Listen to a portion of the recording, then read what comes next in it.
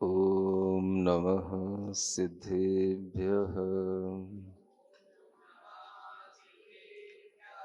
ॐ नमः सिद्धेभ्यः।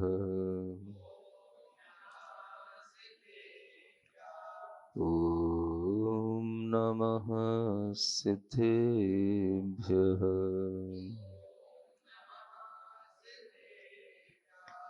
ओकारं बिन्दुसंयुक्तं नित्यं ध्यायन्ति योगिनः। कामदं मोक्षदं चैव ओंकाराय नमो नमः। अरहमित्यक्षरं ब्रह्म वाचकं परमेष्ठिनः। सिद्धचक्रस्य सद्बीजं सर्वतः प्रणमाम्यहम्।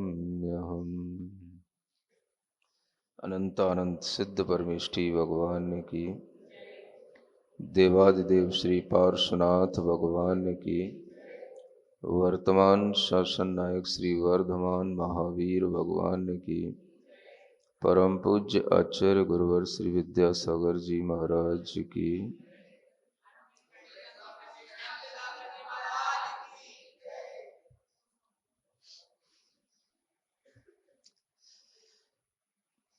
आचार्य सोमदेव सूरी विरचित नीति वाक्यामृत ग्रंथराज के माध्यम से आनुवांशिकी समुद्देश्य के अंतर्गत अध्यात्म विद्या का ज्ञान कुछ सूत्रों के माध्यम से दिया जा रहा है। इन सूत्रों में आपने अपने आत्मा, शरीर, इंद्रिय, विषय, ज्ञान, सुख आदि के बारे में सूत्रों के माध्यम से कुछ कुछ जाना है। आगे यहाँ पर सूत्र के क्रम को आगे बढ़ाते हुए जो हमें सुख प्राप्त होता है, उस सुख प्राप्ति के लिए भी कुछ उपाय बताए जाते हैं। कल आपको बताया था सुखम प्रीति। इतना सूत्र तो याद हो ही सकता है। थोड़ा सा नीचे। तो सुख क्या है? प्रीति है। एक सूत्र तो याद हो ही जाएगा नीति वाक्यामृत का, सुखम प्रीति। उसी सुख की प्राप्ति के उपायों का निर्देश करते हुए कि आखिर उस सुख के कारण क्या है, जिसके कारण से हमारा मन निवृत्ति को प्राप्त हो, यानी मन को एक संतोष भाव उत्पन्न हो। तो सुख प्राप्ति के ये उपाय यहाँ बताए जा रहे हैं। आप सभी लौकिक मनुष्य हैं, संसार में रहने वाले संसारी प्राणी हैं। तो यहाँ जो सुख बताया जा रहा है वो संसारी प्राणियों की अपेक्षा से ही बताया जा रहा है। आप किस किस कारणों से सुख प्राप्त कर सकते हैं? सभी सुखी होना चाहते हैं? सुखी तो है ही है महाराज, अब और क्या सुखी करना है ना। फिर भी सुख के कारणों को जान करके हम ये समझ सकते हैं कि हमारे पास में कौन कौन से सुख के कारण हैं और कौन कौन से कारणों से सुख उत्पन्न हो भी सकता है। ये दोनों बातों को हम एनालिसिस कर सकते हैं। सूत्र पढ़ते हैं। अभ्यासाभिमान संप्रत्यय विषयाः सुखस्य कारणानि। यहाँ चार चीजें सुख के कारण बताई जा रही हैं। कितनी? सुख के कारणभूत चीजें चार होती हैं। पहला अभ्यास, दूसरा अभिमान, तीसरा संप्रत्यय और चौथा विषय। ये चार चीजें सुख के कारण हैं। फिर से सुनेंगे। पहला अभ्यास, दूसरा अभिमान, तीसरा संप्रत्यय और चौथा विषय। ये चार चीजें सुख के कारण हैं।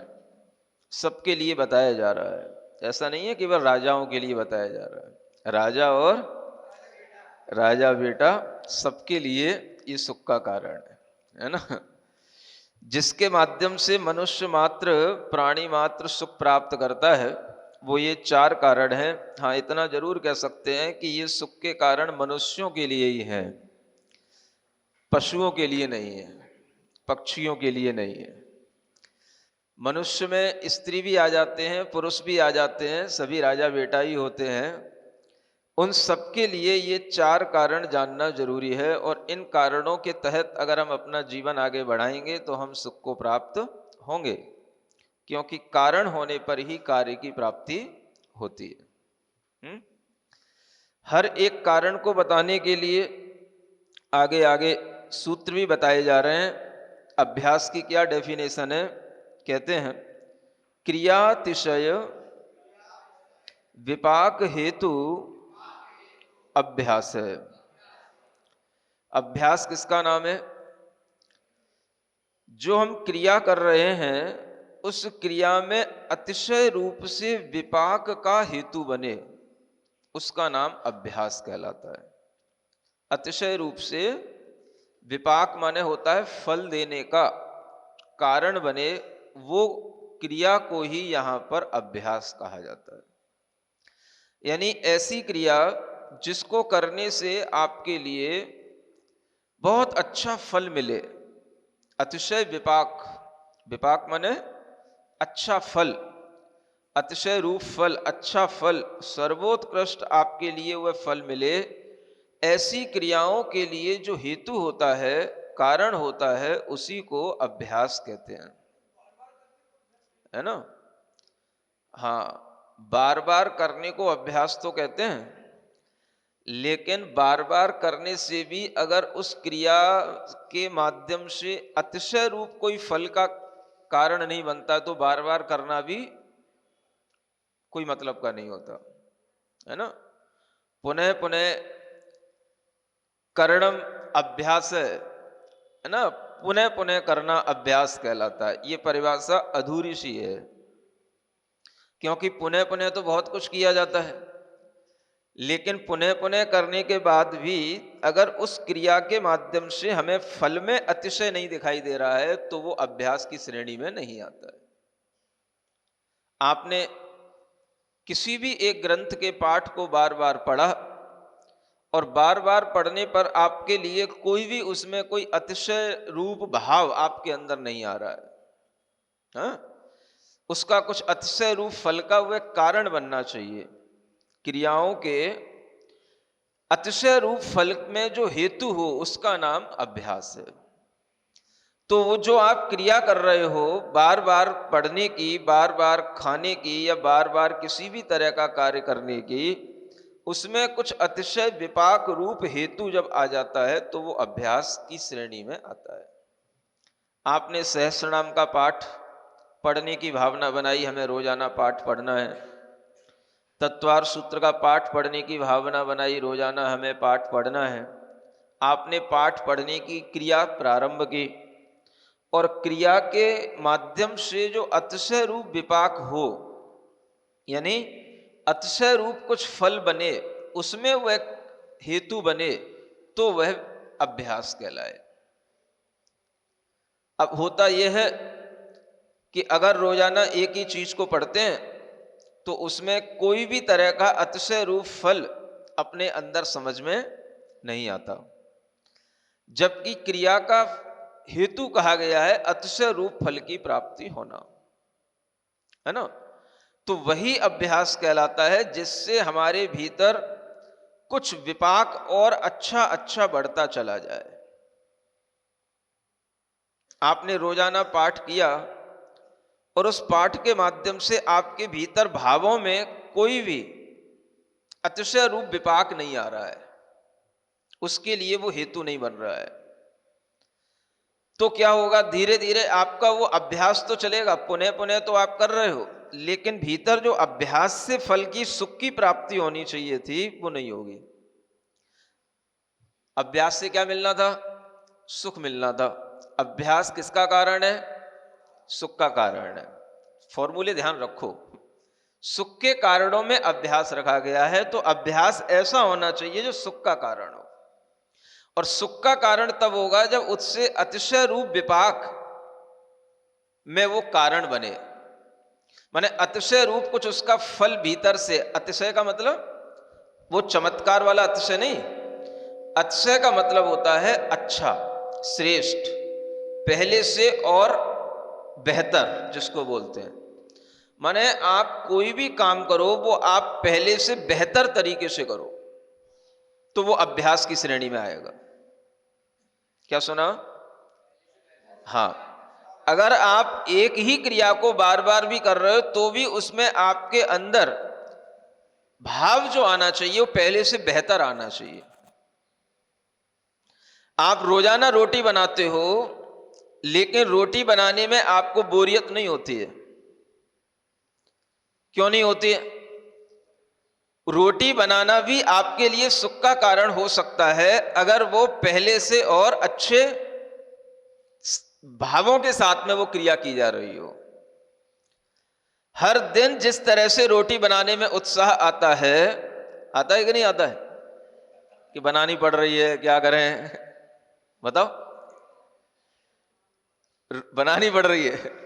अगर आपको रोटी बनानी पड़ रही है तो फिर उस क्रिया के माध्यम से, उस अभ्यास से आपको सुख नहीं मिलेगा। हाँ, अगर आपको सुख चाहिए तो हर क्रिया में बेहतरी का भाव रखो। अतिशय विपाक का कारण का मतलब क्या है, वह क्रिया हम पहले से बेहतर कर रहे हैं। कल जो हमने रोटी बनाई थी आज हम उससे अच्छी बना रहे हैं, भले ही वो कल जैसी बन रही हो, लेकिन भाव क्या होना चाहिए, हम कल जो बनाई थी उससे अच्छा बना रहे हैं। समझ आ रहा है? कल जो हमने सब्जी बनाई थी आज उससे बेहतर बना रहे हैं, भले ही वो कल से बदतर बन जाए, लेकिन भाव क्या करना है, हम बेहतर बना रहे हैं। अगर आप इस तरीके से क्रिया के अभ्यास करेंगे तो वो अभ्यास आपको सुख देगा। नहीं तो पुनः पुनः करने का नाम सुख नहीं होता है, पुनः पुनः करने का नाम तो बोरियत होती है, और बोरियत का नाम दुख होता है। इसलिए बहुत अच्छी बात यहां बताई जा रही है। क्रिया आपके भीतर अतिशय रूप फल देने का कारण बने। अगर आप खाने की क्रिया में पहले की दिन की तरह या पहले की तरह अनुत्साह नहीं रखते हैं तो बनाने की क्रिया में अनुत्साह क्यों रखते हैं? क्या सुना? बनाना पड़ता है, ये तो ठीक है, सुन लिया हमने। अब खाना पड़ता है, ऐसा भी सुनू क्या? है? खाता भी तो हमें रोजाना होता है। रोजाना हमें वही ग्रास, वही सब्जी, वही दाल, वही मुंह, वही लोग, वही चम्मच, वही थाली, वही बर्तन, और फिर भी हम बड़े चाव के साथ में खाते हैं। अगर वो चाव नहीं होगा भीतर से खाने का तो वह क्रिया आपके लिए अतिशय फल का कारण नहीं बनेगी, उससे आपको सुख नहीं मिलेगा। भोजन में, पानी में आपको सुख मिलेगा तो तभी मिलेगा जब आपको लगे नहीं यह क्रिया हमारे लिए अच्छे फल का हेतु है। हम अच्छे से भोजन करेंगे तो हम अच्छी ऊर्जा के साथ में दिन भर रहेंगे, दिन भर काम करेंगे, ये हमारे लिए अच्छे फल का हेतु है। हम घर के भी सब काम अच्छे करेंगे और मंदिर के भी सब काम अच्छे करेंगे, अच्छे से खाएंगे आज तो कल सुबह जाकर के अच्छे से पूजन भी कर पाएंगे।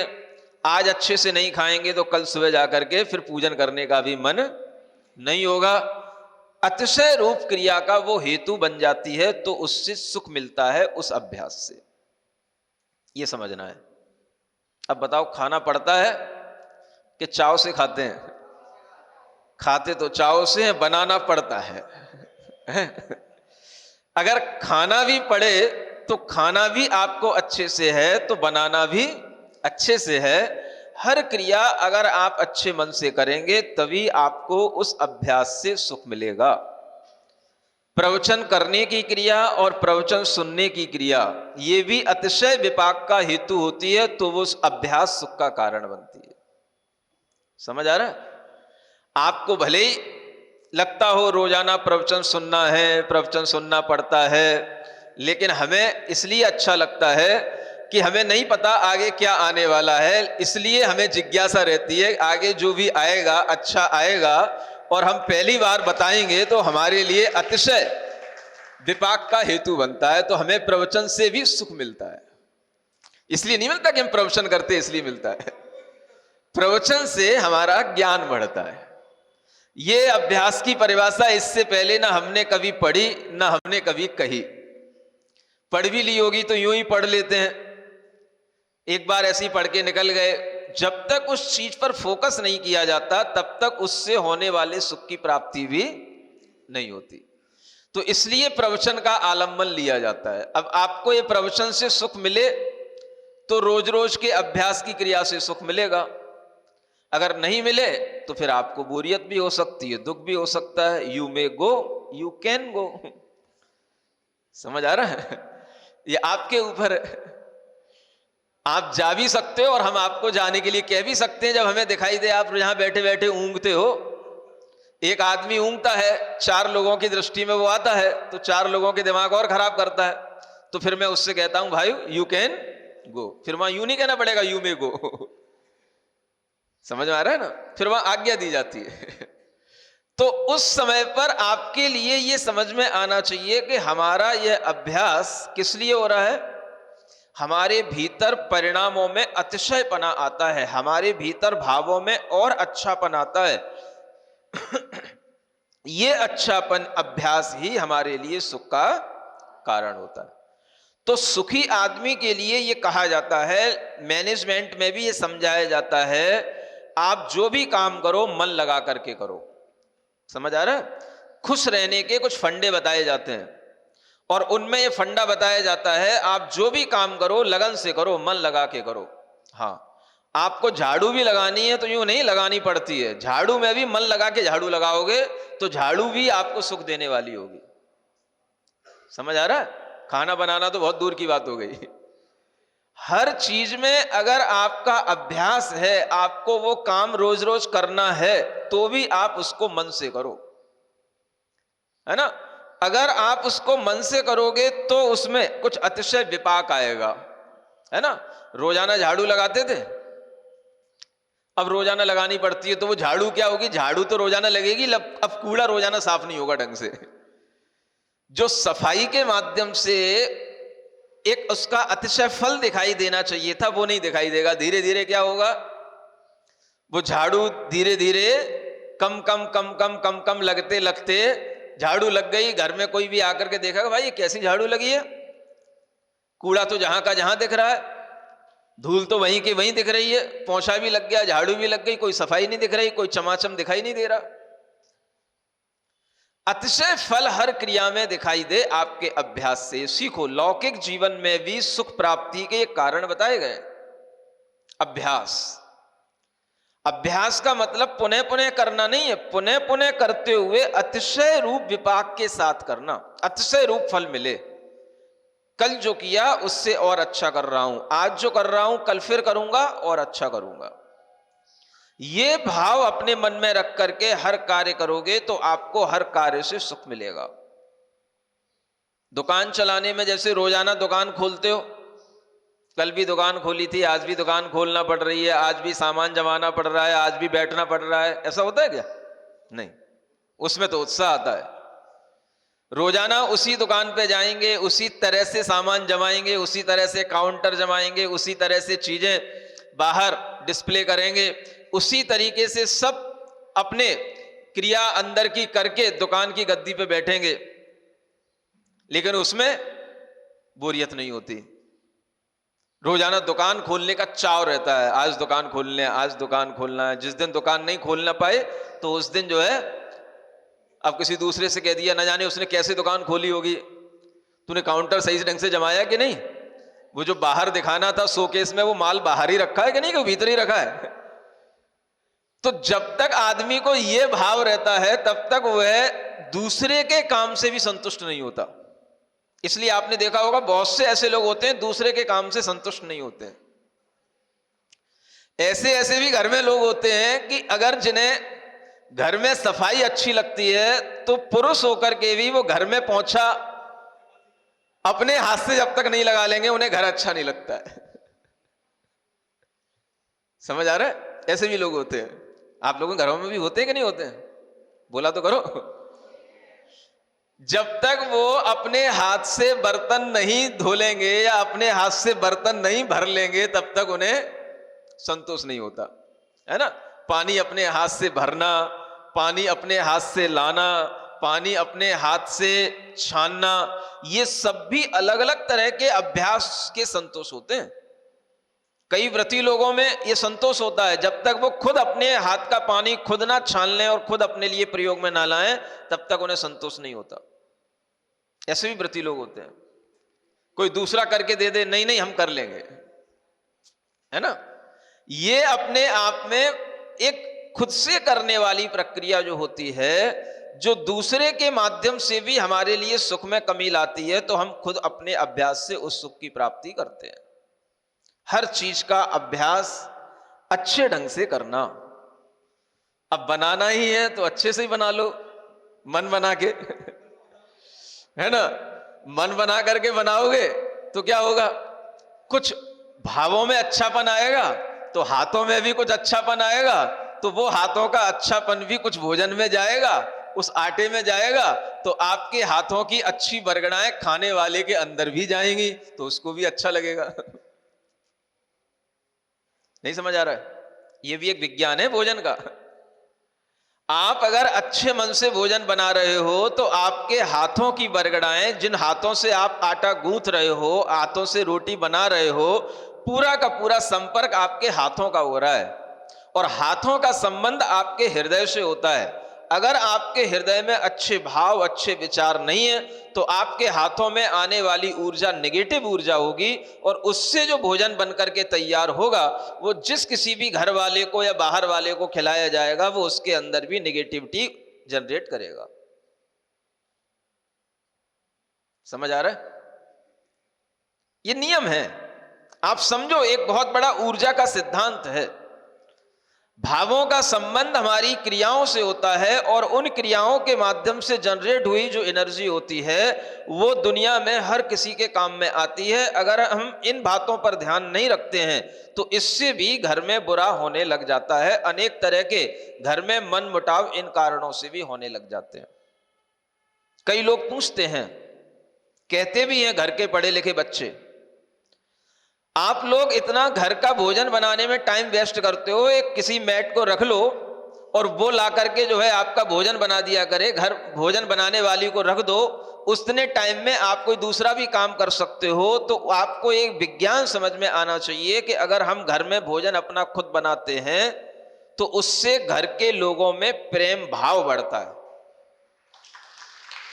और अगर हम घर का भोजन किसी पेड व्यक्ति से बनवाते हैं तो वो भोजन तो बना देगा, उसकी एनर्जी के साथ में भोजन बनेगा, उसमें प्रेम भाव नहीं आएगा, उसमें स्वार्थ का भाव आएगा। ये हमको पैसा देते हैं, हम इनका भोजन बनाते हैं, तो जो भी लोग उस भोजन को करेंगे उनके अंदर भी वही भाव आएगा, ये हमारा काम करेंगे तो हम इनका काम करेंगे। स्वार्थ की भावना बढ़ती चली जाएगी घर के अंदर। अगर आपको घर के अंदर से वह स्वार्थ निकालना है, प्रेम बढ़ाना है, एक दूसरे की भावनाओं पर ध्यान देना है, घर की अग्रणी महिलाओं को भोजन बनाने का कार्य खुद अपने हाथ से करना चाहिए। चाहे आप कितने ही धनाढ्य क्यों ना हो, अगर आपके घर में भोजन आप स्वयं बनाते हैं तो आपका घर परिवार की तरह आगे बढ़ेगा, उसमें प्रेम भाव रहेगा और घर में मनमुटाव नहीं होगा। ये बहुत बड़ा विज्ञान है, पाक शास्त्र का ये विज्ञान आपको बताया जा रहा है। इससे ये प्रयोजन नहीं है कि आप बहुत धनाढ्य हैं इसलिए दूसरे आकर के धन लेकर के उस भोजन को बनाएं, नहीं। बड़े बड़े अच्छे रईस आदमियों के घरों में भी भोजन बनाने का काम घर की गृहिणी महिलाएं करती हैं। इसलिए परिवार में पिता पुत्र भाई बहन पति पत्नी के बीच में अच्छे तालमेल रहते हैं, क्योंकि वो देखते हैं हमें भोजन किसने दिया, जिसने दिया तो वह भोजन के भी प्रति भी उपकार का भाव आता है, इन्होंने हमारे लिए मेहनत की है, हम इनके लिए गलत कैसे सोच सकते हैं। यह भावनाओं का एक बहुत बड़ा आदान प्रदान होता है, और इस तरीके के कारणों से ही आपके घर में सुख आ सकता है। अभ्यास से सुख आता है। भोजन बनाने का अभ्यास भी आपको सुख देने वाला होगा, आपके पूरे घर परिवार को सुख देने वाला होगा, अगर अभ्यास प्रतिदिन किया जाने वाला आपके अंदर अतिशय भावों के साथ किया जा रहा है तो। समझ आ रहा है? बहुओं को समझाओ, जो आजकल नई नई गृहिणी बनकर के आते हैं उनको समझाओ कि भोजन बनाने का भी कुछ महत्व होता है। बेटियों को समझाओ कि बेटी कहीं पर भी जाओ, किसी भी घर में जाना, भोजन बनाने का काम खुद करना। जिन बेटियों को भोजन बनाने में सिर दर्द नहीं होता, जिन बेटियों को भोजन बनाने में मुंह आंखें भौएं टेढ़ी मेढ़ी नहीं होती हैं, वो बेटियां पर घर में जाकर के सुखी रहती हैं और पर घर में भी आनंद देने वाली होती हैं। सीखो, उसमें क्या बात है। हर चीज का एक अभ्यास है, और उस अभ्यास में आपको अगर दुख होगा तो फिर वो अभ्यास ही आपके लिए दुख का कारण बन जाएगा, दुख से दुख मिलता चला जाएगा। ये अभ्यास है, रोजाना करने वाला काम है। उस अभ्यास को खुद अपनी इच्छा से आगे होकर के करो। नहीं, घर में अगर कोई रोटी बनाने का काम हो रहा है, सब्जी बनाई जा रही है, अच्छी चीजें बनाई जा रही हैं, कोई अगर कहे नहीं आज हम बना लेंगे, तो आपको कहना नहीं आज हम बनाएंगे। इस तरीके का जिन घरों में भाव रहता है, नहीं आज हम बनाएंगे, आज भोजन हम बनाएंगे, उन घरों में कभी भी लड़ाइयां नहीं होती, क्लेश नहीं होते, आपस में प्रेम भाव वात्सल्य भाव बढ़ता जाता है। आज सबसे बड़ा अलगाव का कारण क्या है? बेटियां पढ़ लिख गई, जॉब करने लग गई। अब जॉब करने वालों को रोटी बनाने की इच्छा नहीं होती है। जॉब करने वालों को रोटी बनाना ऐसा लगता है जैसे ये काम तो कोई पेड वर्कर ले आओगे वही कर लेगी, हमें क्या जरूरत है। तो वो खुद पेड वर्कर के नहीं उसको पता, तो उसे ये लगता है कि ये उसकी मानसिकता में आ जाता है कि जो काम, चूंकि वह खुद पेड वर्कर है, इसलिए उसे ऐसा लगने लग जाता है कि हर काम जो है जो दूसरों से हो सकता है वो दूसरों से करा लेना चाहिए। ये उसकी मानसिकता इसीलिए ऐसी बन जाती है।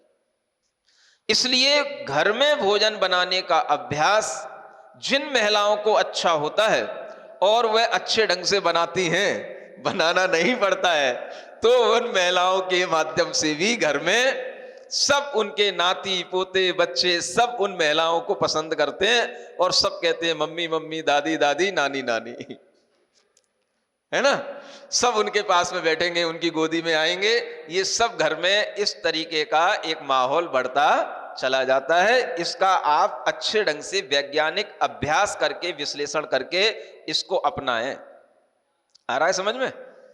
हर काम अतिशय विपाक के साथ होना चाहिए।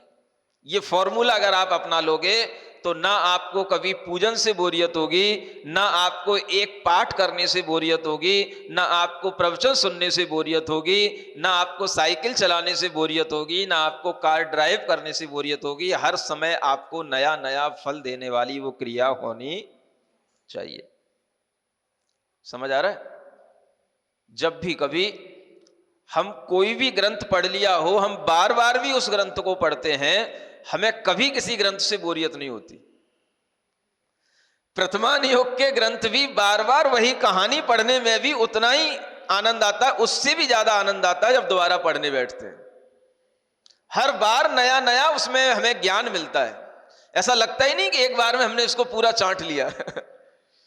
जब जब पढ़ते हैं फिर कोई नई बात दिमाग में क्लिक कर जाती है, फिर कोई नई बात दिमाग में आ जाती है, किसी का किसी तरीके से फिर कुछ नया दिमाग में कंपैरिजन हो जाता है, तो हर बार नया मिलता है।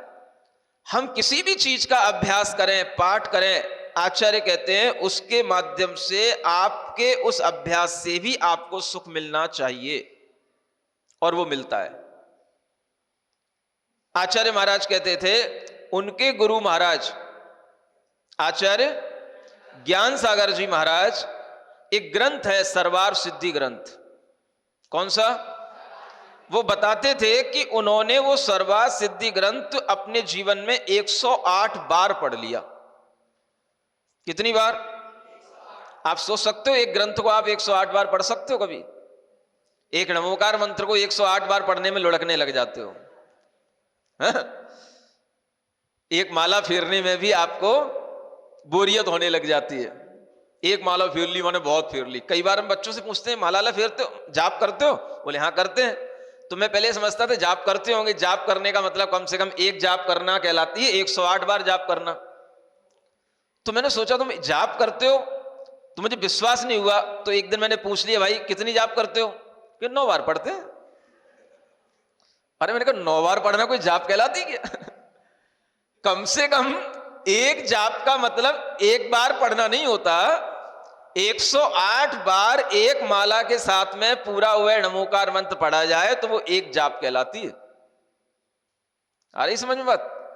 अब एक दिन हमने बिठा लिया ऊपर बच्चों को, हाँ कम से कम सबको आज एक माला फेर करके उठना है। ज्यादा मन लग जाए तो ज्यादा भी फेर लेना, और नहीं तो जब तक हम सामायिक कर रहे हैं तब तक 5 माला फेर लेना। तो सबने एक माला तो ईमानदारी से फेरी, और एक माला फेर करके बहुत से लोग उठ गए। कुछ लोगों ने 2 भी फेर ली होंगी, कुछ ने 3 भी फेर ली होंगी। एक रह गया लास्ट तक, गप्पू। उसने पूरी 5 मालाएं फेरी। ये अनुज ने भी 5 फेर ली थी, एक फेरी आधा घंटे में, एक फेरी इसने और अच्छे मन लगा करके फेरी। मैंने बहुत टाइम तक बैठा रहा। तो कहने का मतलब यह है, जब हम अभ्यास करें तो उस अभ्यास में हमें क्या मिले? हर माला में भी आपको सुख मिलना चाहिए, भाव आपके बढ़ने चाहिए, गिरने नहीं चाहिए। ये बहुत बड़ा सुख का कारण है, क्योंकि जीवन में सब कुछ अभ्यास के साथ ही होता है। सुबह से शाम तक अभ्यास के साथ ही हर क्रिया करनी पड़ती है। वही घर, वही मंदिर, वही चेहरे, वही भगवान, वही द्रव्य, वही अभिषेक, वही पूजा, वही लाइनें, वही क्रिया। हर दिन अभ्यास करना है आपको। अगर अभ्यास में आपको बोरियत होने लग जाएगी तो आप दुनिया में कभी भी सुखी नहीं रह पाएंगे। कहां तक भटकोगे, कहां तक जाओगे? बोले हमें रोजाना एक नई पूजा करनी है। कहां से लाएंगे 365 पूजाएं? समझ आ रहा है? पूजा वही है, भाव आप अपने बनाओ। पाठ वही है, भाव आप अपने नए बनाओ। और जब आप अपने अच्छे नए भावों के साथ में अच्छे तरीके से करोगे तो आपको भीतर से लगेगा आज हमने सुख प्राप्त किया है। इसलिए यहां कहा जा रहा है, अतिशय विपाक की हेतुभूत क्रिया का नाम अभ्यास है, वह अभ्यास सुख का कारण है। लौकिकता में अगर आप सुख नहीं पा सकते हो तो अलौकिकता का सुख तो आपसे बहुत दूर है। क्योंकि अलौकिक होने के बाद तो और वही वही करना है। नहीं समझे? हाँ, सामायिक करने बैठते ही थकान होने लग जाती है। क्योंकि जैसे ही मोक्ष मार्ग पर चलोगे तो उसमें वहां कुछ है ही नहीं है। वही 6 आवश्यक रोजाना करना है और उसी टाइम पे करना है। जिंदगी भर प्रतिक्रमण प्रतिक्रमण, सुबह शाम वही वही पढ़ रहा है। समझ आ रहा है? वही तरीके से रोजाना भोजन करने जाना है, वही तरीके का भोजन करना है, वही तरीके से स्वाध्याय करना है। रोजाना एक ही क्रिया बार बार आपको करनी है। अगर आप लौकिक क्रिया में अभ्यस्त नहीं है तो आप कभी भी अलौकिक क्रिया को भी अभ्यास के साथ करके सुख प्राप्त नहीं कर सकते। आप मोक्ष मार्ग पे स्थिर नहीं रह सकते। और इसी कारण से कई लोग विचलित हो जाते हैं। मैंने देखा है कई लोगों को, जानता हूं कई लोगों के बारे में, जो इसी बात के कारण से विचलित होकर के मार्ग छोड़ देते हैं। हमसे नहीं होता है रोज रोज यही काम। हाँ, यहां तक कि मतलब कोई भक्ति पाठ पढ़ना है, कुछ करना है, अरे जब हमारा मन होगा तब पढ़ लेंगे, रोज रोज क्या कोई भी चीज पढ़नी है। ऐसे भी कुछ सामने तार्किक लोग आ जाते हैं। तो वो आ तो गए, लेकिन आज उनकी अगर मैं स्थिति देख रहा हूं तो आज वो मोक्ष मार्ग पे नहीं रहे, इसी मानसिकता के कारण से। ये देखा गया है, अगर आपको एक चीज के अभ्यास में निरंतर आनंद नहीं आएगा तो लौकिकता में तो आपके पास 10 जगह होती हैं। आपने गाड़ी उठाई, कहीं भी घूमने चले गए, किसी के बहाने किसी के घर पे मिलने चले गए, किसी के बहाने अपने मोबाइल चालू किया, शुरू हो गए, भाई क्या कर रहे हो? नहीं समझ आ रहा है। अब यहां पे क्या है, एक बार भोजन करके आगे बैठ गए सड़क पे से, अब सड़क पे दोबारा गए तो लोग देखेंगे दोबारा, महाराज आज दोबारा क्यों गए सड़क पे? शहर में चर्चा हो जाएगी। किसी बगल के पड़ोसी के घर में झांक लिया, भाई आज क्या हो गया, महाराज यहां झांकने आए थे, क्या हो गया, आज देखने आए थे हमारे घर में। डर जाएंगे लोग। समझ आ रहा है? क्या करोगे? आपको मुंह बंद करके, आंख बंद करके अपने स्थान पे बैठना है और रोजाना बैठना है। समझ आ रहा है? ये वही कर सकता है जिसने अपने निरंतर अभ्यास से पहले सुख पाया हो, नहीं तो गेट के बाहर ही देखता रहेगा वो। समझ आ रहा है? कौन आ रहा है, कौन जा रहा है। अब कोई अपने पास नहीं आ रहा है, जा रहा है, तो भाई गेट पे ही बैठ गया, कौन सी गाड़ी आ रही है, कौन से लोग आ रहे हैं, कौन जा रहा है, कौन आ रहा है, वही देखता रहे। अगर बोरियत होगी तो ये सब काम होगा। समझ आ रहा है? अगर वो आदमी अपने से बोर नहीं है तो जितना वो देखेगा कि आज कोई नहीं आ रहा जा रहा है, वो उतना ही और भीतर जाकर के बैठ जाएगा, भगवान के पास जाकर के बैठ जाएगा। बोले आज शांति मिली, आज अच्छी सामायिक होगी, आज वो 2 घंटे 3 घंटे सामायिक करेगा, बढ़िया आनंद लेगा। अपने आप में रहने से अपने बगीचे का सुख प्राप्त होगा। बगीचा मत भूलना, अभी चल रहा है बगीचा। समझ आ रहा है? अपने बगीचे में क्या क्या है? आत्मा है, इंद्रियां हैं, मन है, ज्ञान है, इंद्रियों के विषय है, शरीर है, ये सब क्या है? ये सब अपना बगीचा है। बस दूसरों के बगीचे मत देखो। अपने आप में अपने अभ्यास से सुख प्राप्त करने की आदत जिनमें आ जाएगी वो मोक्ष मार्ग पर स्थिर रह पाते हैं।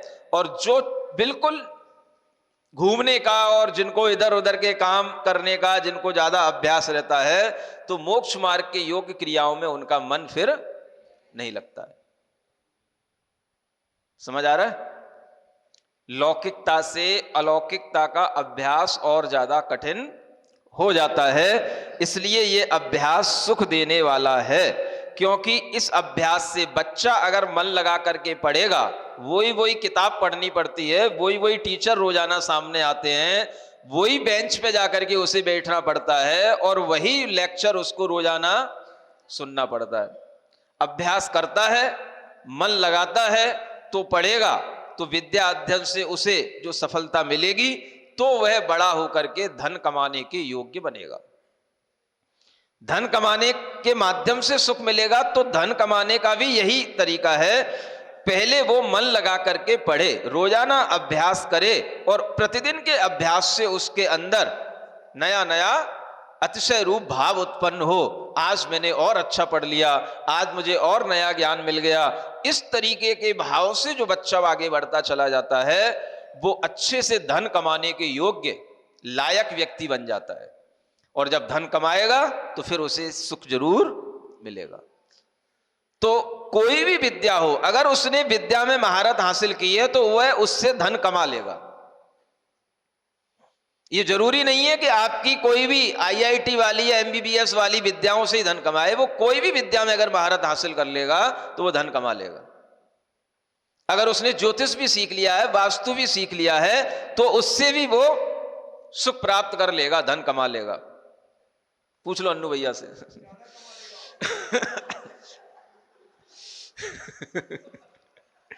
है ना? तो ये सब है, सुख के कारण है। विद्या हमेशा सुख का कारण होती है। यूं नहीं कह रहा वो धन कमाते वो, लेकिन सुख मिलता है। अगर हम किसी को ज्ञान दे देते हैं तो उससे भी सुख मिलता है। हम उससे चाहे धन कमाए या ना कमाए, कमाने की चीजें और होती हैं। देखो आगे एक और चीज बताई जा रही है, आगे का, प्रश्रय सत्कार आदि लाभे न आत्मनो यदुत्कृष्टत्व संभावन मभिमान। एक दूसरी चीज ये भी कमाने की है। क्या कमाना? अभिमान कमाना, है ना। अभिमान का मतलब अहंकार नहीं है, मान सम्मान कमाना, यूं कहना चाहिए। हाँ, अभिमान मतलब मान सम्मान।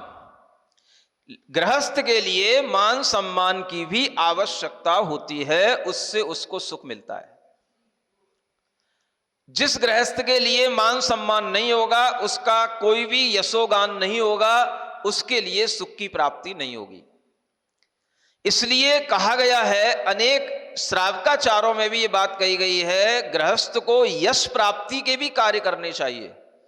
ये बुरा नहीं है गृहस्थ के लिए, साधु के लिए बुरा हो सकता है, लेकिन गृहस्थ के लिए बुरा नहीं है। समझ आ रहा है?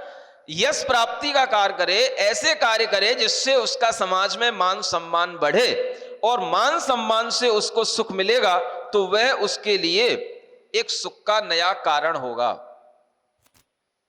बच्चा पढ़ लिया, धन कमा लिया, धन से सुख मिल गया, चलो मान लिया मैंने धन से सुख मिल गया, अच्छी जॉब मिल गई, अच्छी कंपनी मिल गई, और उसके लिए सुख मिलने लगा। उसने अपना धीरे धीरे खुद अपना कहना चाहिए घर बनवा लिया, खुद अपना सब कुछ सेटल कर लिया। लेकिन वो सुख अभी संपूर्ण नहीं है, एक कारण से सुख मिला अभी उसको।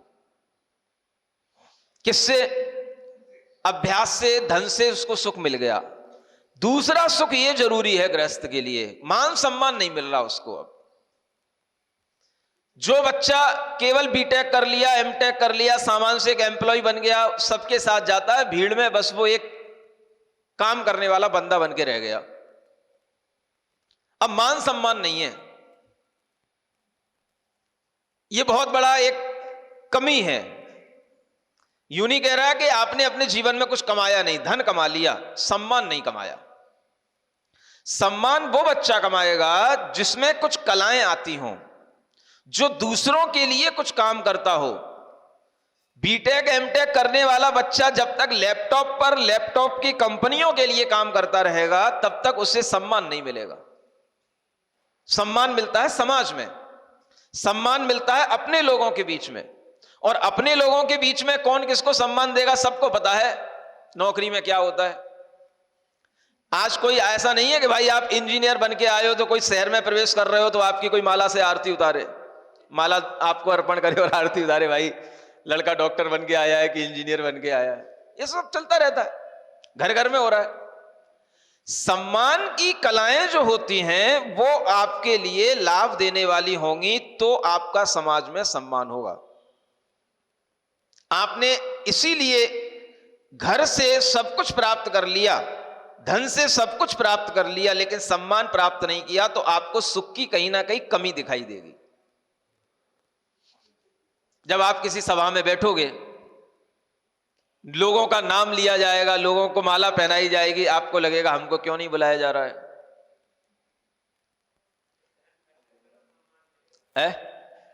धन खर्चा करो सम्मान मिलेगा, तो धन खर्चा करने के लिए इतना धन भी तो होना चाहिए कि उसका खर्चा किया जाए। जब सम्मान के लायक धन का खर्चा किया जाए, सम्मान मिलेगा। ये सम्मान का तरीका यहां क्या कहा जा रहा है? शिष्ट मनुष्यों को सज्जनों के बीच में, है ना, उनके द्वारा उनसे विनय मिले। प्रश्रय, प्रश्रय का मतलब एक विनय भाव, है ना। अनेक लोगों के बीच में आपके सामने लोग हाथ जोड़ें, आपको सम्मानित तरीके से देखें और सत्कार मिले। इस तरीके से जब विनय सत्कार के माध्यम से आत्म लाभ मिलता है, आत्मा को संतोष मिलता है, तो उस अभिमान से, उस मान सम्मान से भी सुख की प्राप्ति होती है। इसलिए बच्चे जो समाज के सुख में नहीं जुड़ पाते हैं, वो बच्चे थोड़े एकांगी हो जाते हैं। समाज का सुख तभी मिलेगा जब आप समाज के कार्यों को करेंगे, समाज के बीच में रहेंगे, समाज की चीजों को समझेंगे, समाज के कामों में इन्वॉल्व होंगे। हाँ, तो वो सेवा के भाव नहीं रहे। अब आपने कहा भाई हमें क्या करना है, समाज के लोग जाने, महाराज आए हैं, कार्यक्रम होगा, कमेटी के लोग करा ले। कई समाज के लोगों को कमेटियों से चिढ़ हो जाती है, अध्यक्ष जाने मंत्री जाने, हमें क्या करना है।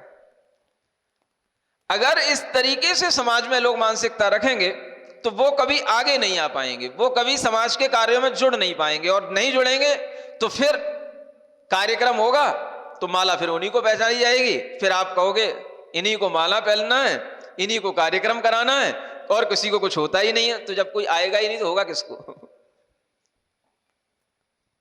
अब हर बात बात पे तो घर पे आपको कोई हल्दी का वो कार्ड देने जाएगा नहीं, हल्दी चढ़ाने तो जाएगा नहीं बात बात पे। पीले चावल, हाँ वही हल्दी के चावल, पीले चावल जो कुछ भी होते हो, मैंने तो सुना है बारे न कभी देखा ना किया, है ना। तो आपके लिए वो चीजें तभी सुख देने वाली होंगी जब आप आगे आगे आकर के खुद, नहीं ये काम हमें करना है, इस काम में हमें भी इन्वॉल्व होना है, हमें भी इस काम में आगे करने का मौका मिले, ऐसी भावनाएं आपके अंदर आएंगी तो उससे आपको सत्कार मिलेगा। वो सत्कार भी आपके अहंकार का कारण नहीं होगा, सुख का कारण होगा, है?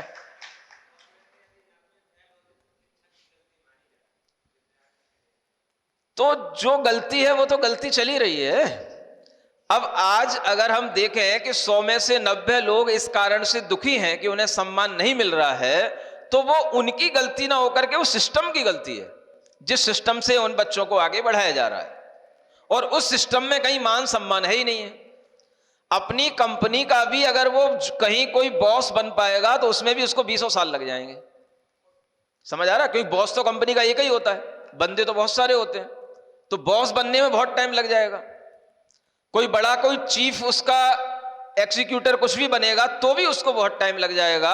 हर जगह पर उसे अपना सम्मान बनाने में बहुत समय लगेगा, और वो सम्मान उन्हीं लोगों के बीच तक रहेगा। अगर वो उतने में संतुष्ट हो जाए तो बात अलग है, क्योंकि समाज के बीच में मिलने वाला सम्मान एक बड़ा सम्मान होता है। कंपनी के लोग 25-50 लोग होते हैं, उनके बीच में सम्मान मिलना कोई बड़ी बात नहीं होती है। समाज में ये होता है, अगर आपको यहां पर सम्मान मिल रहा है तो अगल बगल की 20 समाजें जानेंगी कि यहां पर इस व्यक्ति का सम्मान हुआ है, ये सम्मान मिलता है क्योंकि यहां का ये अध्यक्ष है, यहां का ये कार्याध्यक्ष है। तो ये अपने आप में जो सम्मान की चीज होती है ये खोती जा रही है। बच्चों को भी अपने स्वाभिमान के साथ में सम्मान प्राप्ति का भाव, जिससे हमें सुख मिले, ये तभी संभव होगा जब वो अच्छी कलाओं के साथ में अपने जीवन को सुखी बनाते हुए आगे बढ़ेंगे। इसलिए ये भी सुख का कारण है। अभिमान, नाम तो अभिमान है, लेकिन इसका मतलब क्या है? मान सम्मान, आगे आगे रखना, सत्कार करना, अच्छे से नाम लेकर के बुलाना, ये सब भी सम्मान आपको सुख देने वाला होता है ना। चाहे भले ही महिलाएं वृद्ध हो जाती हैं, पुरुष वृद्ध हो जाते हैं, लेकिन उनके नाम उनके इस तरीके से चलते हैं कि कितने ही वो धीमे धीमे चल करके आ पाए, लेकिन लोग उन्हें सम्मान से बुलाते हैं, तो उनको भी उस समय बुढ़ापे में भी सुख मिलता है। देखो आज भी मुझे लोग सम्मान से बुला रहे हैं। तो सम्मान अपने आप में एक बहुत अच्छी चीज है, इससे सुख मिलता है, और आप दूसरों को सम्मान देंगे तो आपको भी सम्मान मिलेगा। ये सम्मान से मिलने वाला सुख आपकी प्रतिष्ठा को बढ़ाने वाला होता है, इसलिए प्रतिष्ठा बढ़ानी चाहिए समाज के लोगों में। समाज के व्यक्तियों की अगर प्रतिष्ठा बढ़ती है तो उसमें ईर्ष्या नहीं करना, उनकी प्रतिष्ठा को बढ़ते देख करके इस तरीके से सोचना कि हमें भी इन्हीं गुणों के माध्यम से अपनी प्रतिष्ठा बढ़ानी है, ये सोचना। तो प्रतिष्ठा बढ़ाओ, समझ आ रहा है? जितनी समाज प्रतिष्ठित होगी, पहले की समाज के लोग कितने प्रतिष्ठित होते थे। जिस जमाने में मोबाइल नहीं चलते थे, उस जमाने में इंदौर के सेठ, जयपुर के सेठ दुनिया में राज्य करते थे।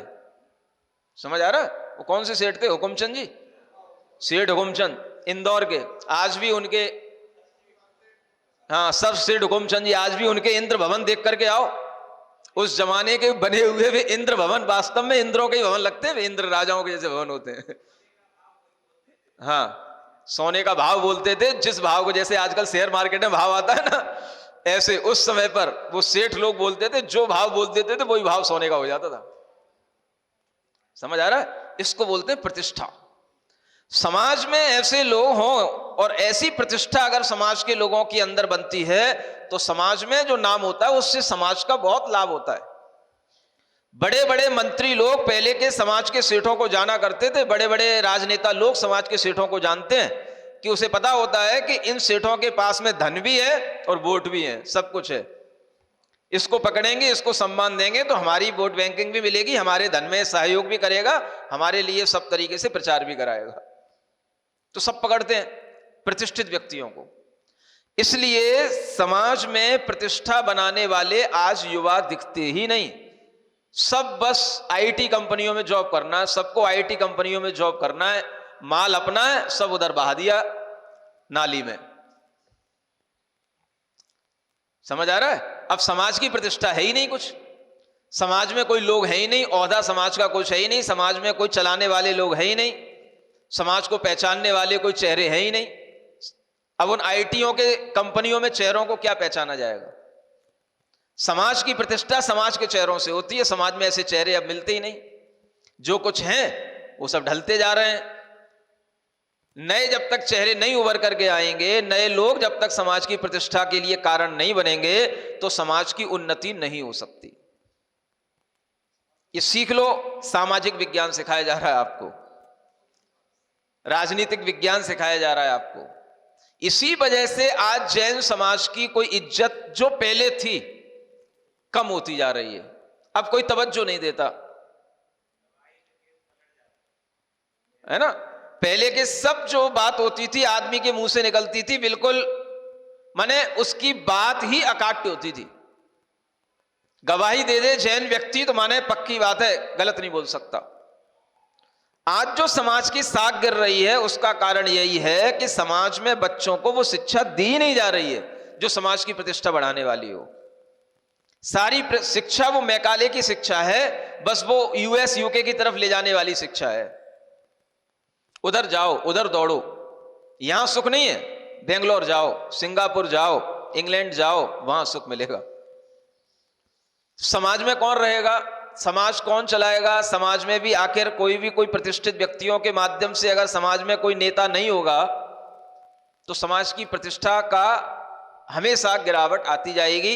यही वजह है आज जैन समाज में नेतृत्व की भारी कमी है। सब कुछ है जैन समाज के पास, धन है, दौलत है, सब कुछ है, नेतृत्व की भारी कमी है। अभी आपने देखा शिखर जी में क्या हुआ, नेतृत्व करने वाला एक भी चेहरा सामने नहीं आया पूरी भारत के अंदर।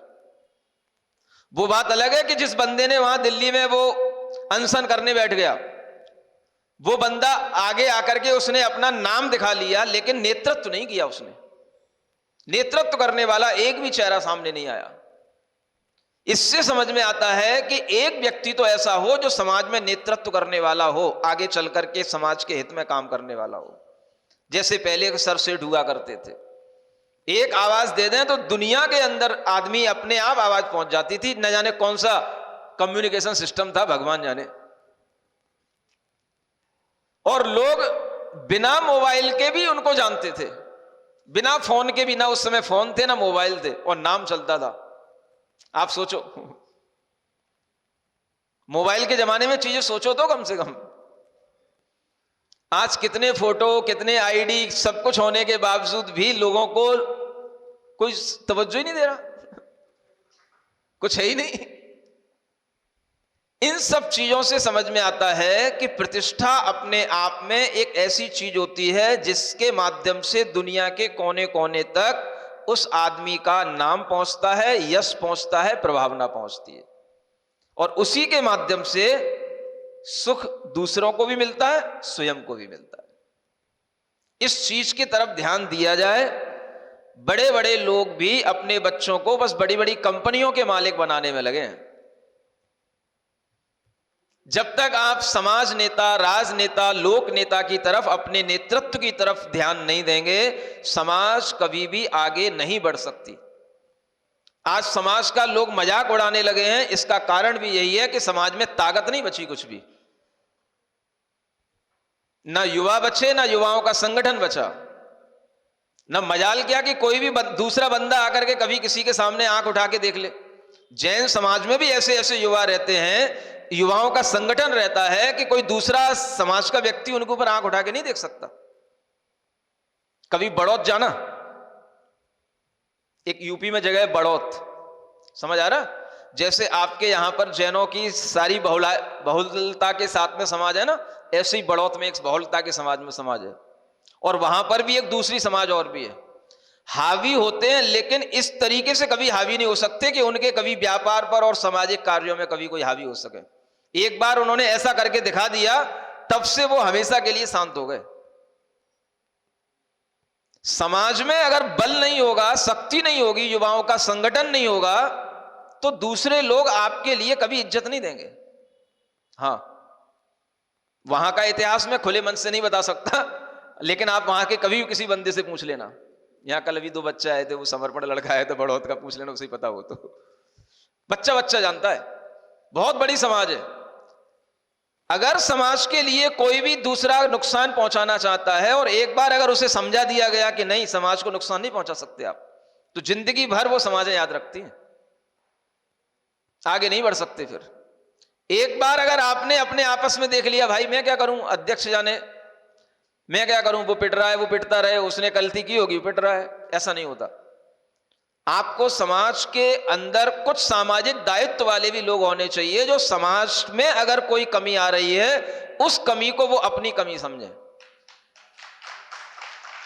समाज का कोई बंदा अगर कहीं जेल जा रहा है, कोई उस पर आरोप लगा रहा है, कोई पिट रहा है, तो उसमें भी आगे आकर के वो उसके लिए आगे आकर के सोचे, नहीं ये समाज की बदनामी है, हमारे रहते हुए ये सब नहीं होगा। ये जब तक आदमी के अंदर जिम्मेदारी और नेतृत्व नहीं आएगा, तब तक समाज का भला नहीं हो सकता। इसलिए समाज बिखर रही है। प्रतिष्ठा बढ़ाओ, यश कमाओ, मैं कह रहा हूं यश कमाओ, समझ आ रहा है? यश कमाना बुरा नहीं है, बिना यश कमाए धर्म का यश नहीं बढ़ सकता, न धर्मो धार्मिक बिना, ये लिखा हुआ है। धर्मात्मा का यश नहीं होगा तो धर्म का यश कहां से होगा? इसलिए यश कमाओ, लेकिन उससे अहंकारी मत बनो। यहां कहा जा रहा है वह स्वाभिमान, वह मान सम्मान भी आपके सुख का कारण है। ऐसे सुख के 4 कारण में 2 कारणों का बखान हो गया है, 2 कारण कल देखे जाएंगे। बोलिए महावीर भगवान की।